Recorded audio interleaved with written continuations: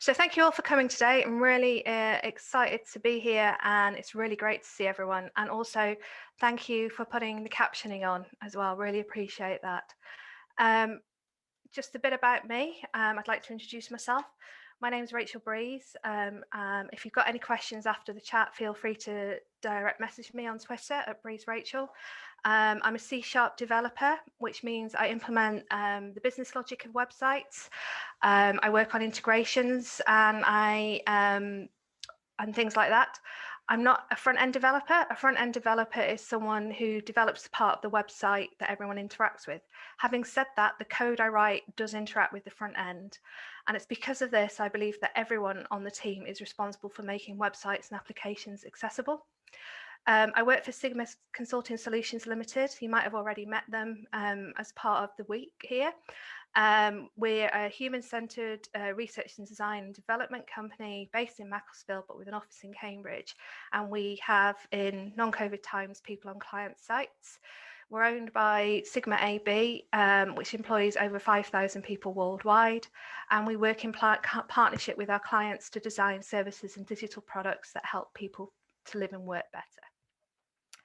I'm also an Umbraco MVP. Umbraco is a content authoring tool, and it provides a framework for building websites and web applications.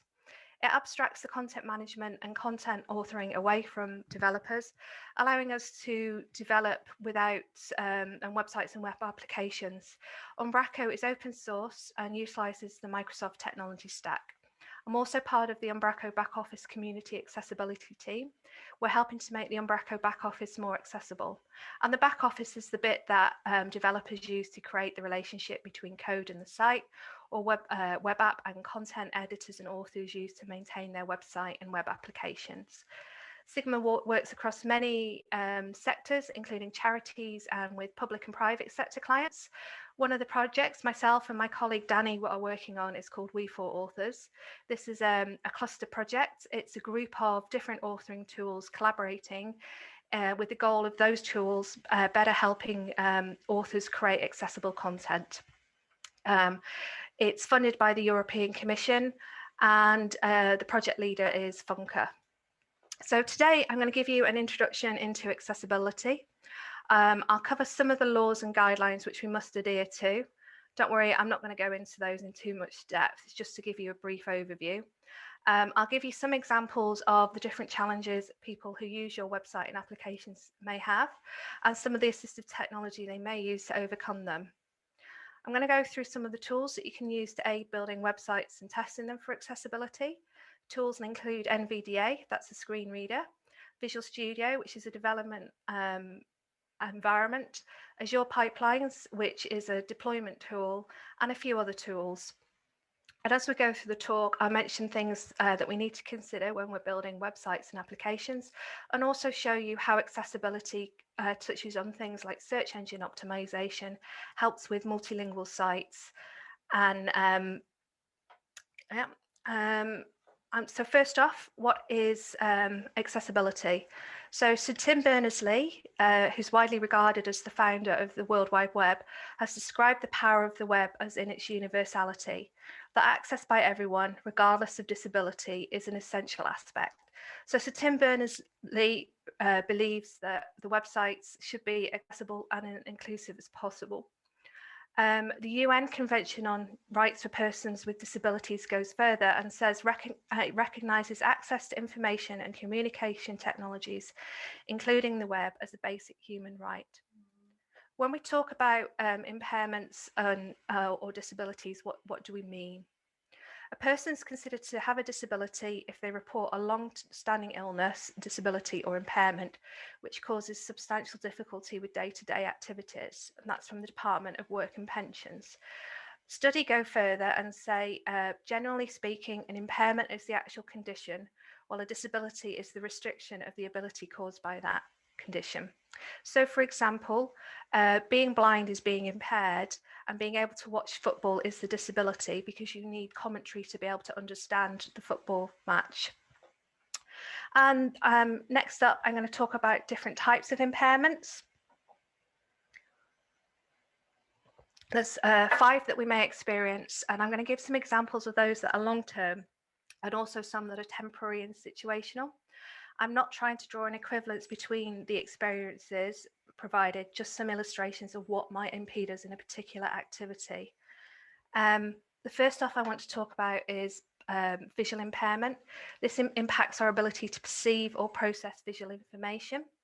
And examples of long-term conditions of this include blindness, colour blindness, and cataracts. And examples of temporary and situation include things like forgetting your glasses or glare on a device in bright sunlight.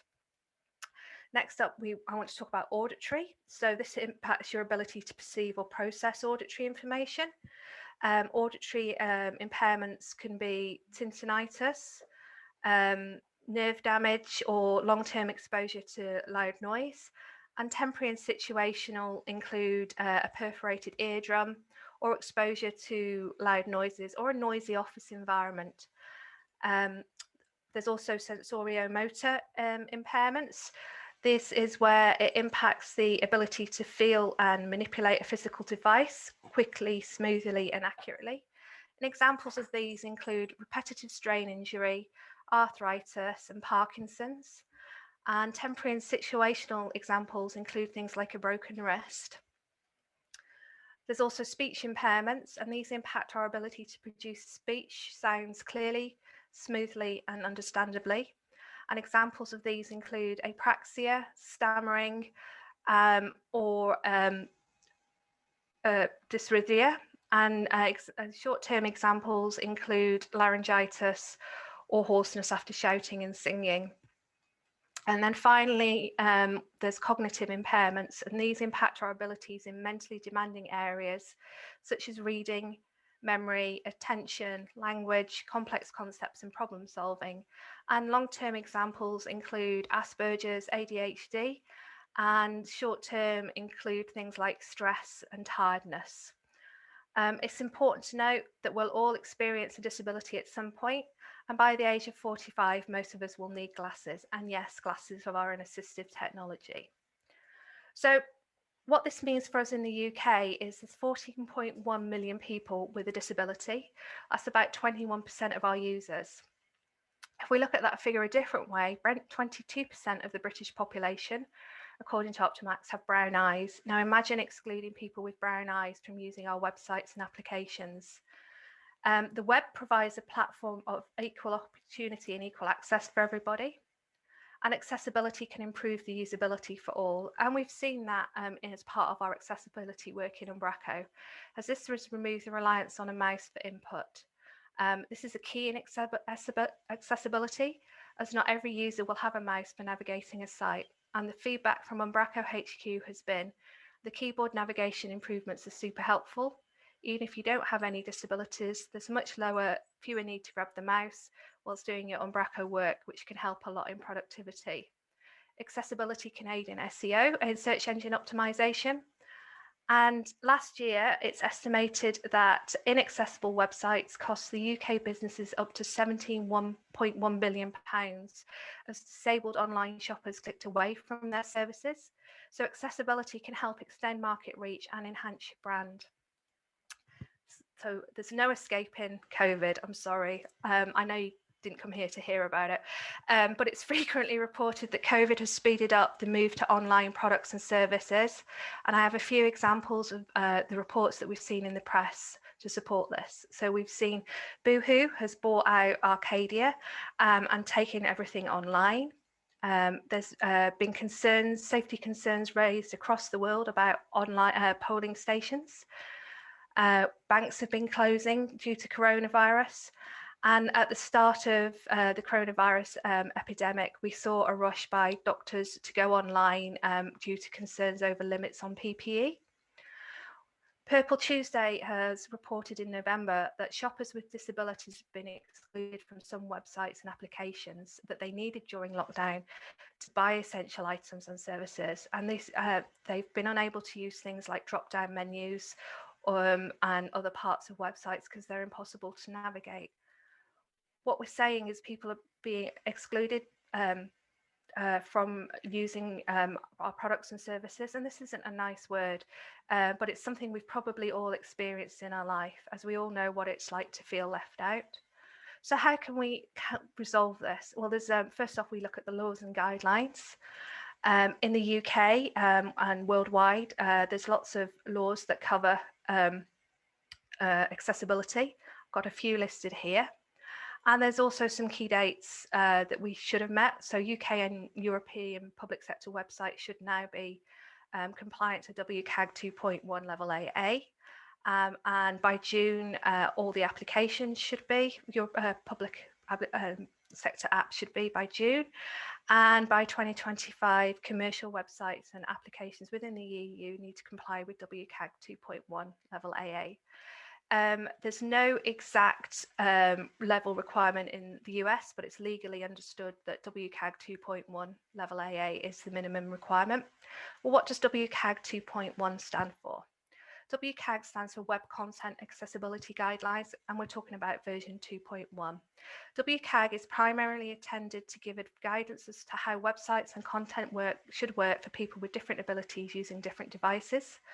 All versions of WCAG contained 3 levels, A, AA, and AAA, and each level has an increasingly higher standard of accessibility. Criteria at level A must be satisfied without addressing those items as barriers that exist that users cannot overcome with assistive technology. There's AA, which is the next level up, and criteria at this level establishes a level of accessibility which should work across most assistive technology on most desktop and mobile devices. And AAA, which is even more accessible. Some AAA criteria cannot be applied everywhere, so we recommend meeting it where you can. And if you state your site or application meets a level of compliance, then every one of the criteria at that level must be met. And I've provided a link here for that criteria. What it means is, as well as if we're saying our website is AA compliant, then we must also have satisfied every criteria level A. WCAG have published a new set of guidelines which will be released this summer, level 2.2. It won't be until those are published that they'll come into law, but there's 8 new criteria in those. The Web Content Accessibility Guidelines are designed around 4 core principles: perceivable, operable, understandable, and robust, or POUR. Perceivable means information and user interface components must be presented in a way that users can perceive the content. For example, we provide alternative text for images, and this allows those images to be read into other forms like Braille and speech and so on. Operable means making all the functionality available from a keyboard and as many alternative inputs as possible. And we should also help users navigate and find content by providing consistent navigation and consistent identification of elements. Understandable means making the text readable and understandable.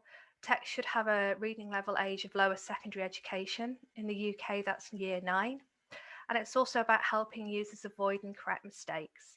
For example, if they make an error when filling in a form, you detect the error and tell the user where the errors are and how to fix them.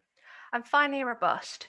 This means that when we write HTML, it validates with the specification we set for the schema we're working with, and that it works with past, current, and future technology. If we display status messages, then we need to give the assistive technology gets the notification without having to focus on those status messages.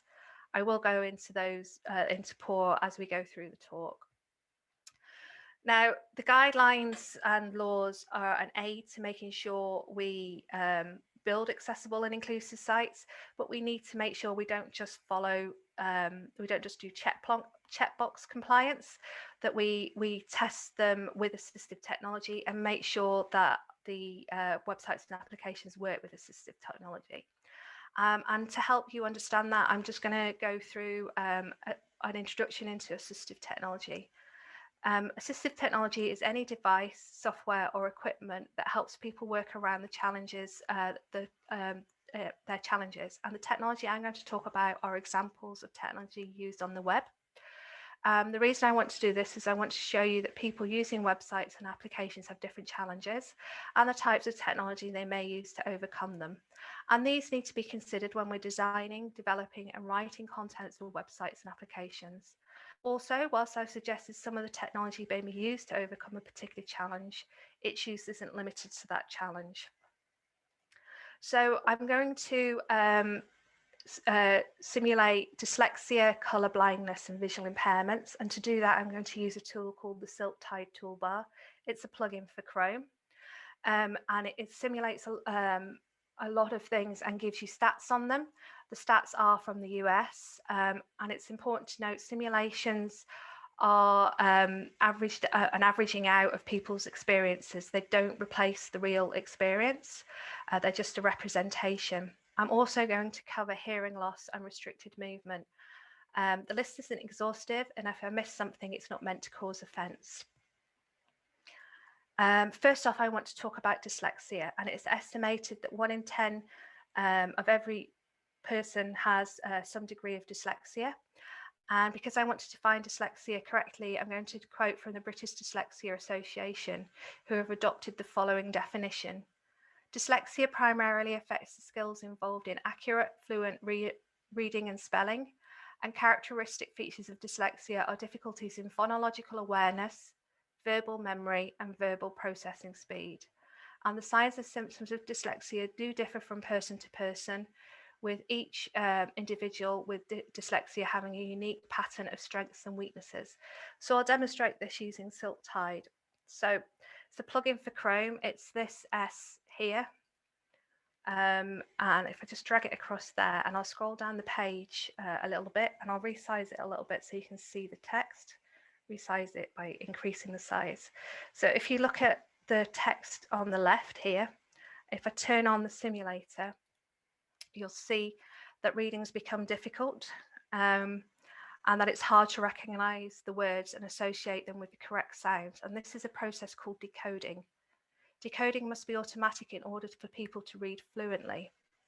The act of decoding text word by word consumes much of the mental energy that most people are able to use for understanding what they read. And if I show a more severe form, simulate a more severe form of dyslexia, you'll see that you have to work even harder to process the content on the page.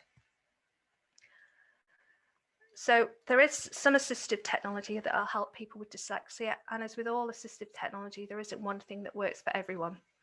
A couple of examples people may use include e-readers and text-to-speech, and these will help with reading books and also for reading content on the web.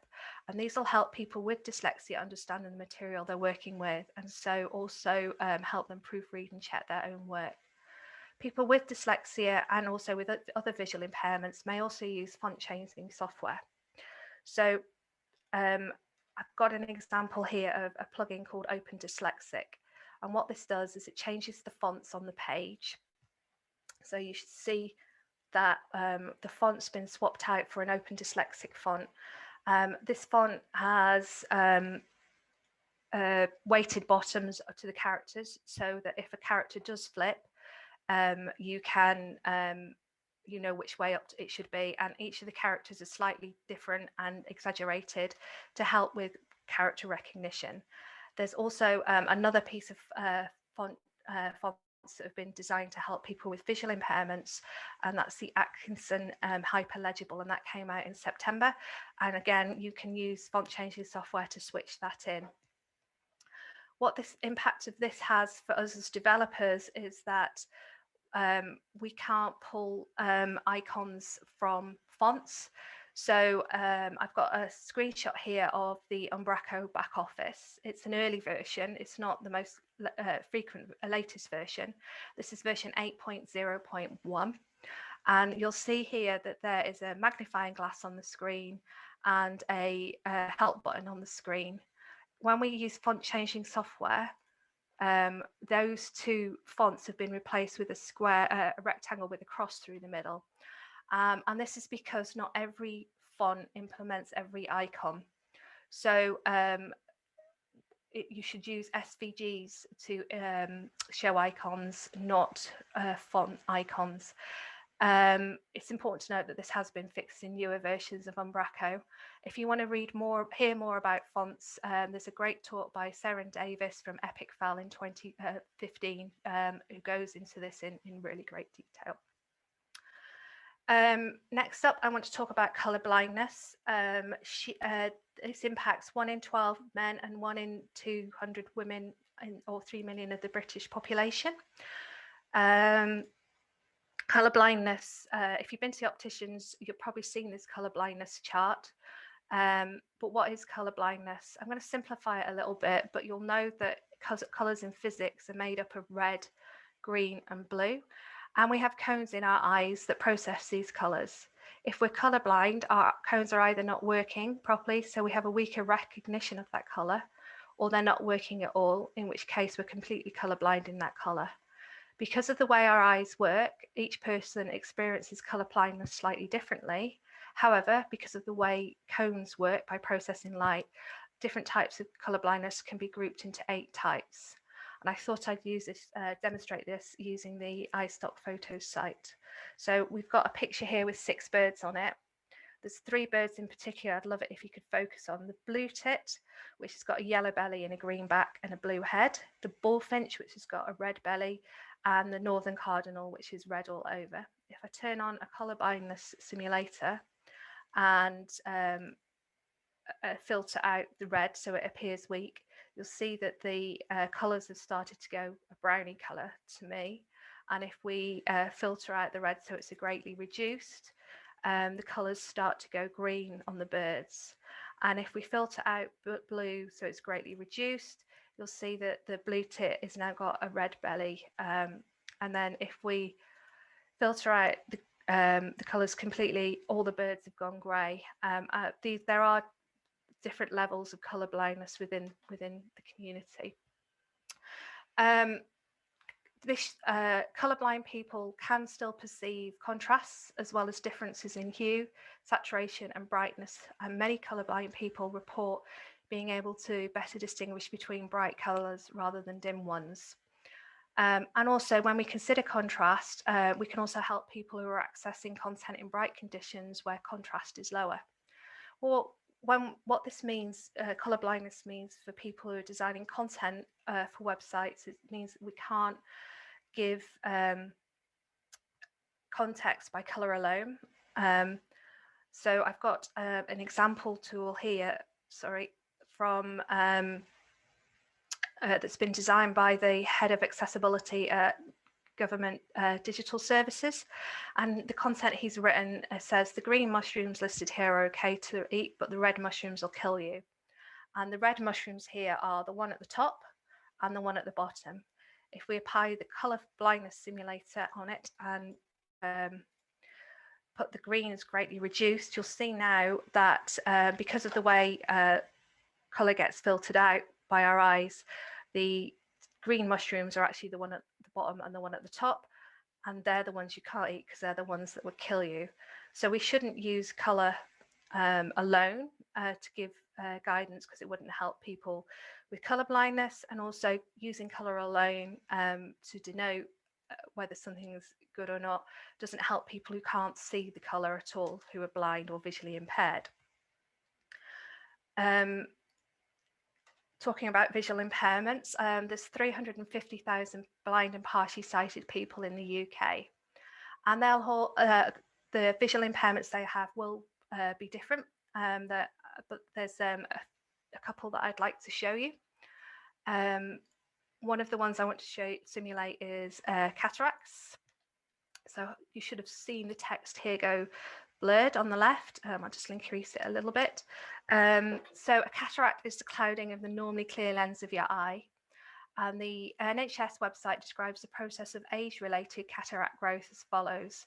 When we're young, our lenses are usually like clear glass, allowing us to see through them. And as we get older, they start to become frosted like bathroom glass and begin to limit our vision. Cataracts often develop slowly and can affect one or both eyes. Symptoms may include blurry or double vision, halos around light, trouble with bright lights, and trouble seeing at night.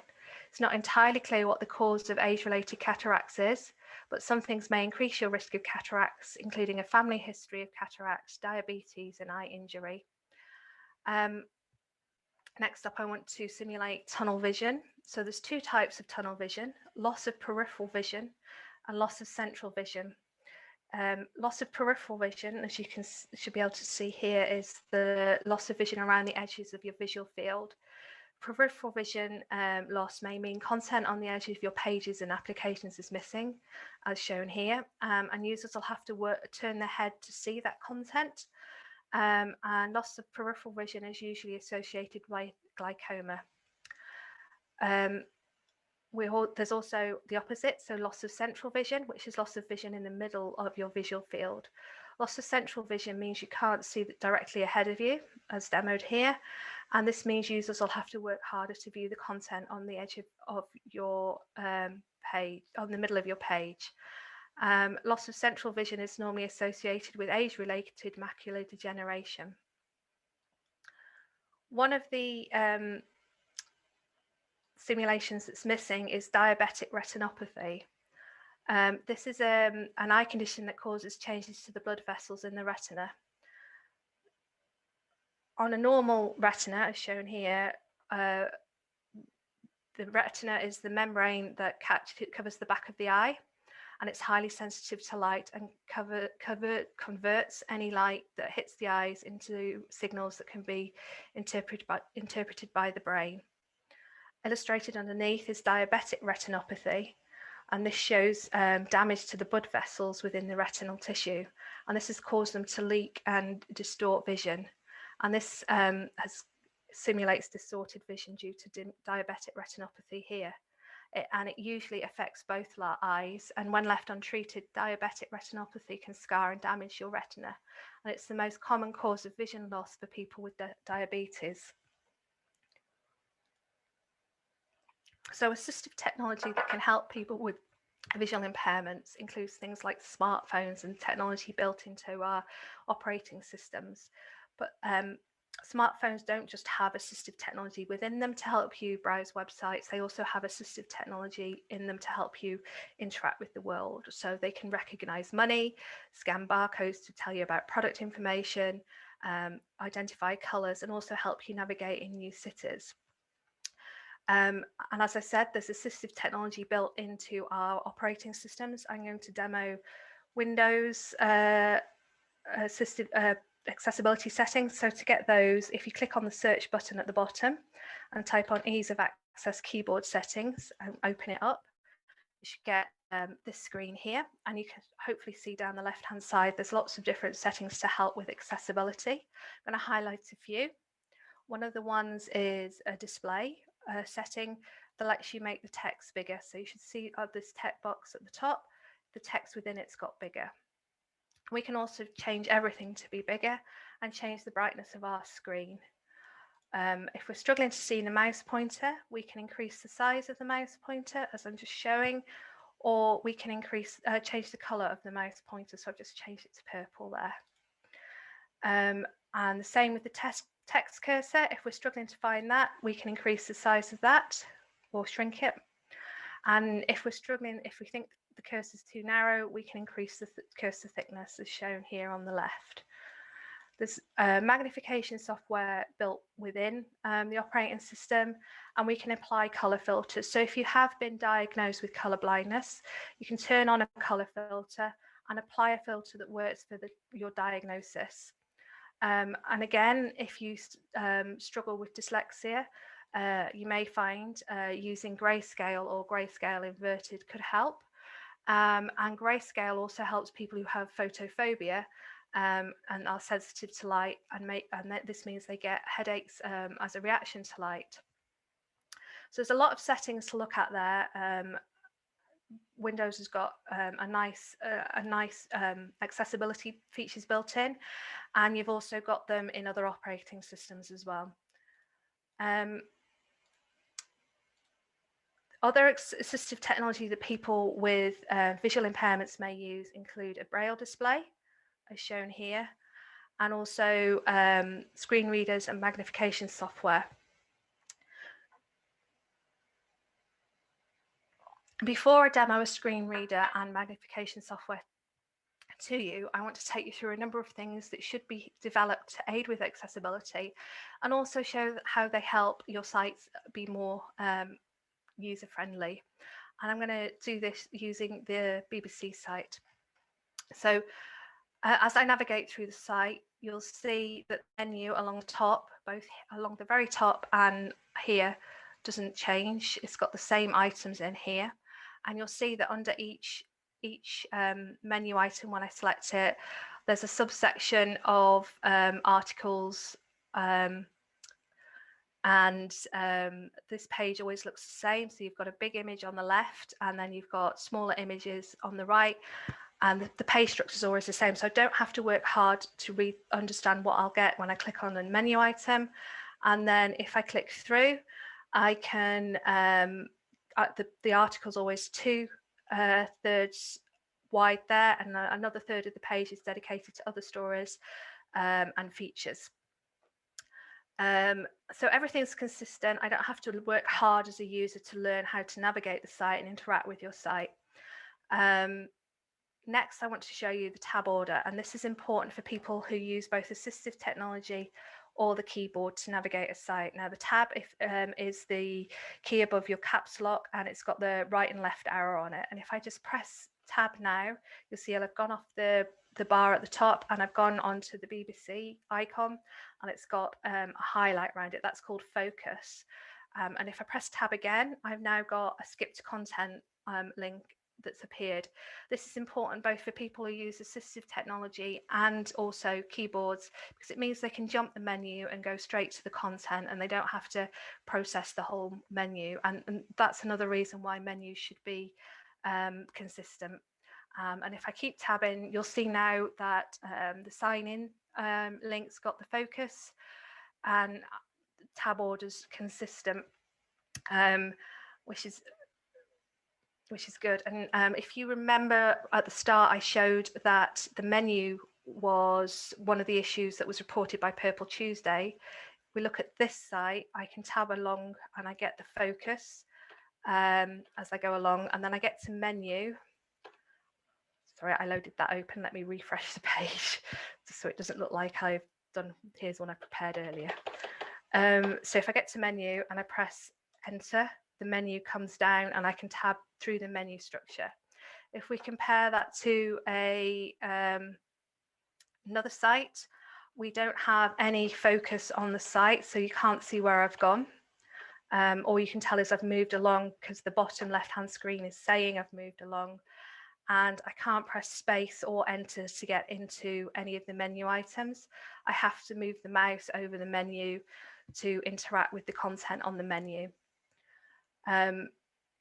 Next up, if we look at the source of this page, I'll zoom in a little bit so hopefully you can see it. We've got a few things that I mentioned earlier in here. We've got the schema specified. So here it says the document type is HTML. So what that's telling the browser is the content, the HTML on the page is HTML5, and everything on the page should validate against HTML5. So that browsers and assistive technology know how to read the content of the page and interpret it. Next up, we can see that we've got the language specified here. It says ENGB, so that's saying it's English, British English. And that's really important because users of assistive technology, particularly screen readers, want to hear the page in the correct language so they can understand that. And I just got a little YouTube video from Christina Stoll to show that. Accessibility demo. How a screen reader sounds when you don't define the language attribute in your HTML. Example with quote lang quote attribute defined as quote pt-br quote for Brazilian Portuguese on site. Tab. Cursos da Tech Assistiva link. Tab. Todos os cursos link. Tab. Sobre Tech Assistiva link. Tab. Acessibilidade link. Tab. Cadastrar link. Tab. Entrar link. Example without quote lang quote attribute defined, which defaults to English. Tab. Cursos da Tech Assistiva link. Tab. Todos os cursos link. Tab. Sobre a tech assistive link. Tab. Accessibility link. So what Tab. you should have heard there is when there was no language attribute defined, it was incomprehensible. So we need to specify the right language in order for assistive text to make the content understandable and perceivable to the users. Other benefits of setting the language element include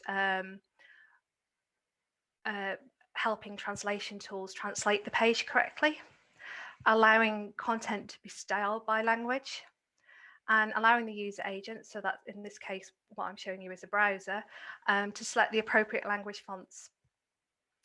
Next up on this source, we can see that the title element's been set. So if I just highlight that, you can see that it says pigs can play video games with their sellouts.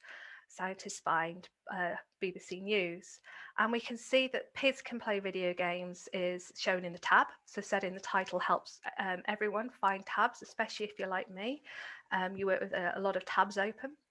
But what's they've also done is they've put the page name first, followed by the brand name. And that's really important for assistive technology users because they tend to know what site they're on, but not necessarily what page they're on. And the other thing, the other convention that's been used is a dash between the page title and the brand name, which is great because if you use a pipe, assistive technology does read out the word pipe. Other advantages of setting the page title include when you're on Google, it gets played back there, so users will know come back when it's displayed on the search results where they're going to go to when they click on the link. Now I'm going to demonstrate the NVDA to you. So I've downloaded this already. It's a screen reader. There are other screen readers available. Welcome to NVDA most command. Got a bit carried away there. Utah monolith.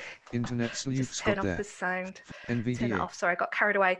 When I launch it, as you Notification as you heard, okay. when I launch it, it's going to read out the page title and then what's below the mouse, and then I'll tab through the menu, and then I'm going to turn off NVDA. As you probably just spotted, it's a little bit clunky, so do bear with me, and I'll relaunch it now.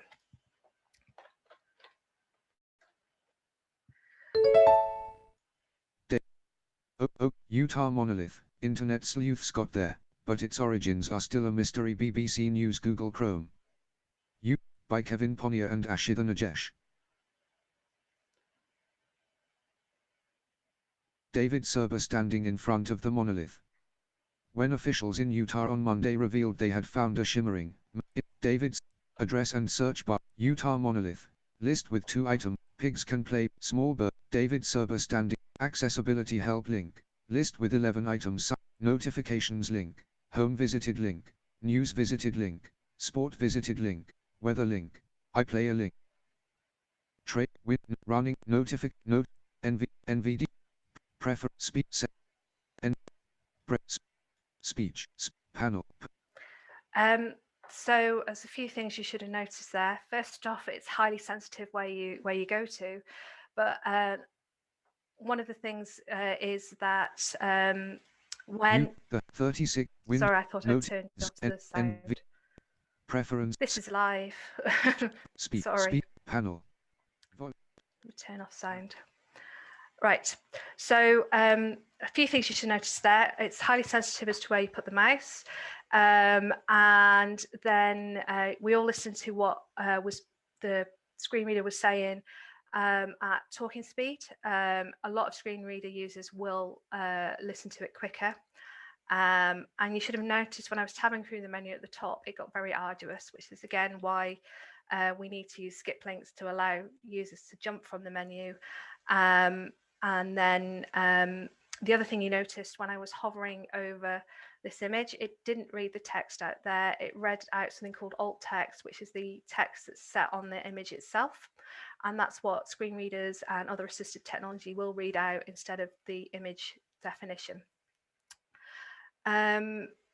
Next up, I want to show you that screen readers don't just read out the content on the page, they actually read the elements on a page. And this again shows why the markup needs to be correct and validate, because the screen reader will go through all of the elements and pull out the ones users can interact with.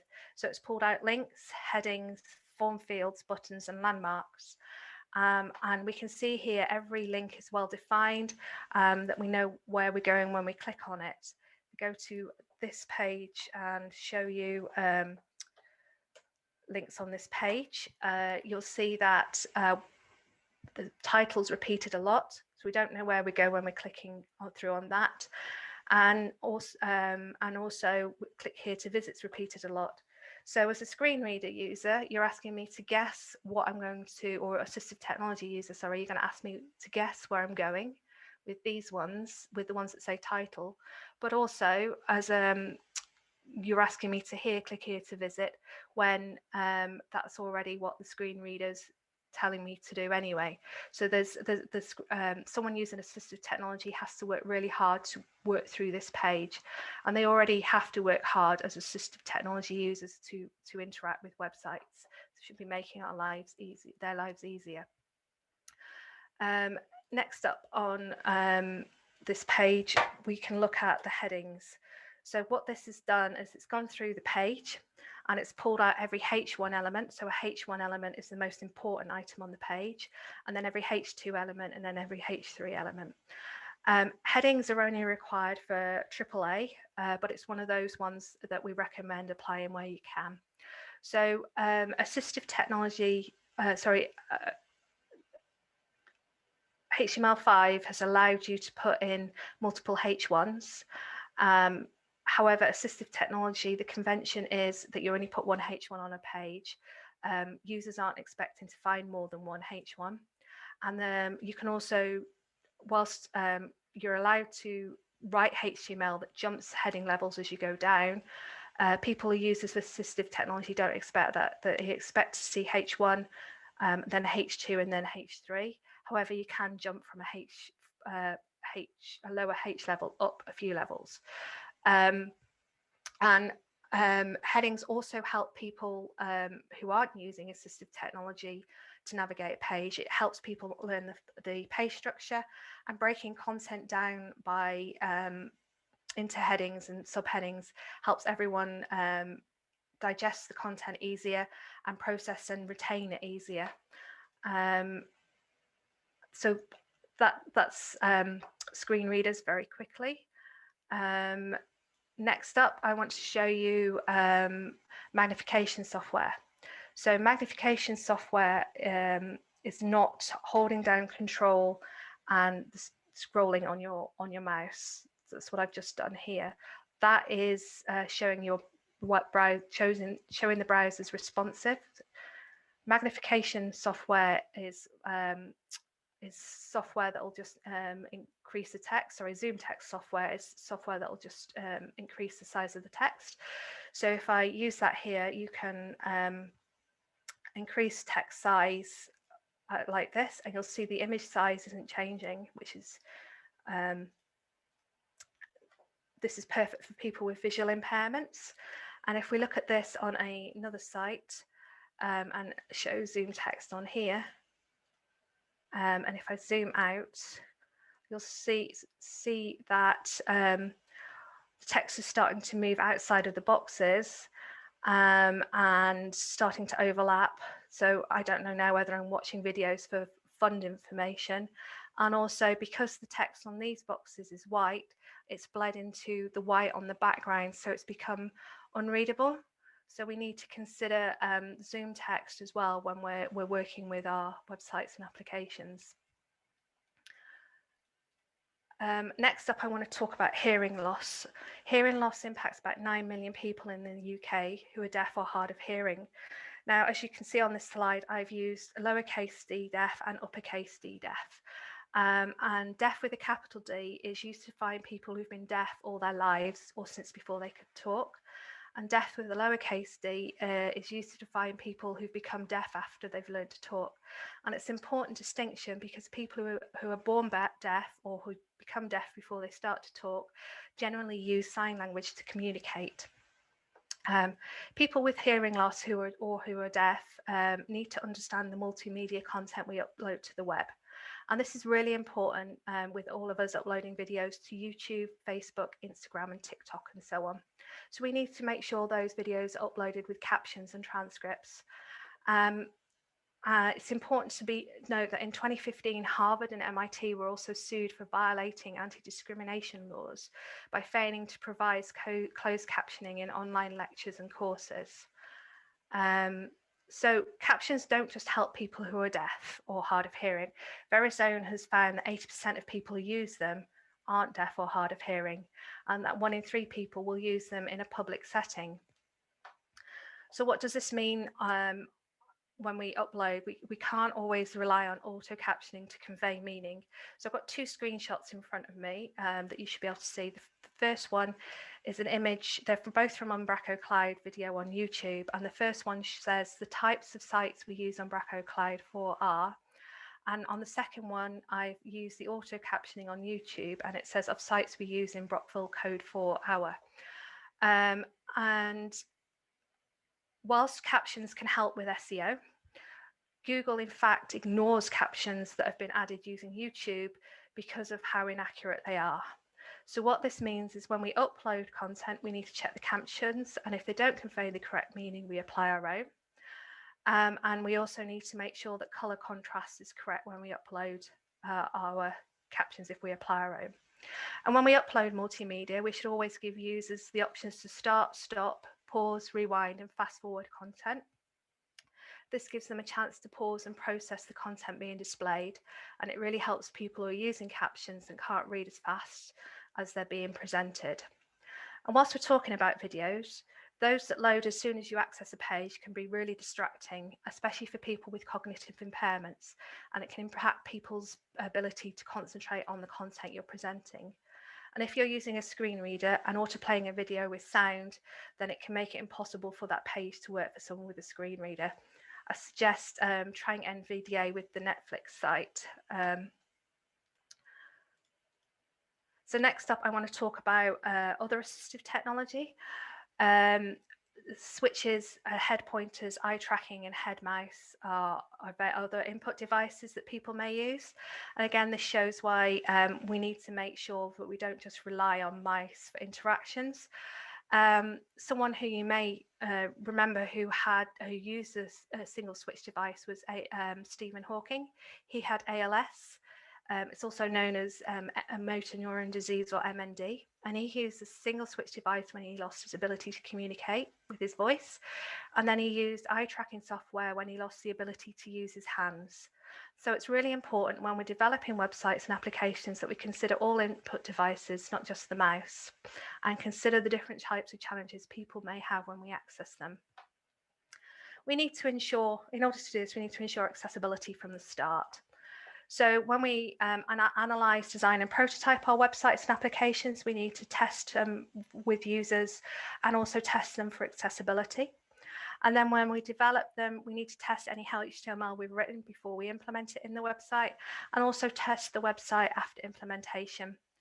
And then in the case of content management systems, when we release to the client, we need to ensure they can implement accessibility easy, and then we need to audit the site. And this is a cyclical process. And the Web Experience Toolkit has broken down the different roles by the different criteria, and has said that in their opinion, these are the roles that are responsible for each criteria. I've got a list here. On here, it breaks it down in more detail, so you can see who's responsible for each criteria and at what level. And there's a link to that. Sorry, there's a link on the slide there. I'll share links after. And don't think the project manager, just because they've got no success criteria against them, gets away with it. They're obviously managing the project and need to help ensure that it happens. And there's a number of tools, like I said, that can help with building and testing for accessibility. Most of the tools that we use utilize Axe Core under the head for testing. Axe Core is a project which is open source and aims to return 0 false positives. It works with all browsers, tools, and testing environments. And as we know, testing for accessibility issues early in the development process to save time and resources. So in my development process, I work with something called Visual Studio. This is a development environment from Microsoft, and it's used to build computer programs, mobile and web applications, websites, and web services. And it comes with, you can add an extension called the Web Accessibility Checker, and you can either install that as standalone, or you can install it as part of a Web Essentials tool pack, and that'll give you things like package security alerts and minification. So Visual Studio, I've got it open already, and I've already installed the accessibility checker. When you open up a HTML page, you can click on tools and click on check accessibility. You can set the level of validation and you can click validate. And you can see in the errors box, hopefully, the errors that have come from that. And that's great, but in development, we don't work normally on flat HTML. We're building dynamic pages. So Visual Studio has, you can start it running a website using iOS Express by clicking the play button up there. And it'll launch your website. I'm using a starter kit provided by Paul Seal. It's got a couple of accessibility issues in it, but he's aware of them. And whilst it loads, I'll just tell you about this plugin here, this Visual Studio extension that's in Chrome. This will let the website talk back to Chrome, so you can run an accessibility checker in the website, and then it will report back in Visual Studio any errors. And then you can also tell Web Accessibility Checker to run a check as you go through the page, through the site, and report everything out. And as you click through, you'll see where errors are and where you need to fix them. And the important thing to say about this is it only works in your development environment. So the next stage after development is it goes into a test environment or into production environment, and we use something called Azure DevOps to push that out. And Azure DevOps is a tool from Microsoft. It's got many capabilities, including the ability to do builds, testing, and release management. And the builds process is provided via pipelines. So in there, you'll tell Azure DevOps to run a pipeline, and in that pipeline, you put a number of tasks. And one of the tasks we can add is the accessibility checker task. And on this, you define a URL and you say what options you want to test. Sorry, I've changed desks and my mouse has gone super sensitive. So you run the accessibility checker task after you've deployed your app. And it'll give a report like this on any errors on that page. It's important to say to anyone who wants to go off and work with this that you'll need to have a virtual machine or a server to run it on, and do check the prerequisites, because there's a lot of prerequisites to this. The one drawback of the accessibility checker task is it doesn't, you have to tell it each page to run on. So you can write scripts using Selenium or Cypress.io and get those to trigger instead to run automated testing on the front end as part of the DevOps pipeline. If you're not a developer, but you still want to test whether your sites and applications are accessible, there's some Chrome extensions. I just want to quickly show you a couple of those. There's a contrast checker. So this is a plugin in Chrome. And what this lets you know is if the site's accessible or not against different contrasts. And it says here that the background and the foreground color that are loaded are accessible. And I can click on the pipette and pick an icon on the page, item on the page, and find out if that combination of colors is accessible. So if you want to test a design before it goes into development, this is a nice way of testing it. Another plugin that's available is the Site Improve plugin. And this lets you turn on the different level, lets you filter errors based on the conformance you want to apply, and also who they view as responsible for fixing them, and on the severity of the error. And then you can click through and view where those errors are on the site and how to fix them and what they mean. And the other tool that you might want to look at is Chrome DevTools. So you can get to that by clicking on the 3 dots at the top of Chrome, clicking on More Tools and clicking on Developer Tools, or you can just press F12. Now, the dev tools we're looking at for helping with accessibility are the Lighthouse ones. And you've just got an accessibility tick box here, and you can say desktop, but you can see here as well, Lighthouse gives you so much more. You can check search engine optimization and performance and so on.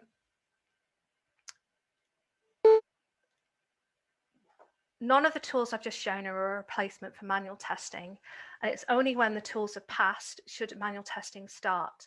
Manuel Muchowitz has written an article called Building the Most Inaccessible Site Possible with a Perfect Lighthouse Score, and he's shown how you can make both a website both inaccessible and unusable, but still score well on Lighthouse. So once you've passed all the automated tests, you should then start manual testing. I hope you're seeing from the demos that compliance isn't enough. We need to test that the sites are usable and use the tools that I've shown to help make sure that your sites are usable and inclusive. And I think this quote from the IBM training manual that's 30-year-old still rings true. For people with disabilities, technology makes things easier. For people with for people without disabilities, technology makes things easier. For people with disabilities, technology makes things possible. So in summary, developed the right way, the internet provides equality of opportunity and social inclusion for everyone. And just say a massive thank you to Manchester Digital and to everyone who's helped. Thank you.